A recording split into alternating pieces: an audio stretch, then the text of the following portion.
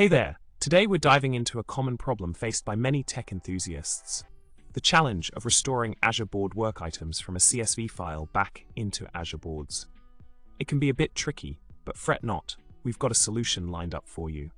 In the provided solution, we'll be working with PowerShell scripts to streamline the process. First off, we define the essential parameters such as token, organization, and project details. Then, we extract the data from the CSV file, making sure to skip the first row, which contains field names.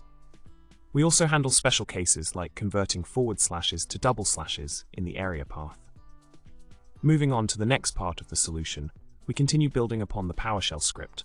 We iterate through the work items from the CSV file, focusing on updating the work item details like title, assigned to, state, tags and comment count, using the Azure DevOps REST API. It's all about automating the process seamlessly and efficiently.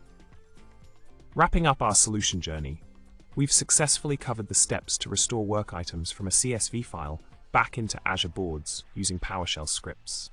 Remember, automation is the key to streamlining workflows and saving time. Stay tuned for more tech tips and tricks, and don't forget to like, subscribe, and share your thoughts in the comments below. See you next time.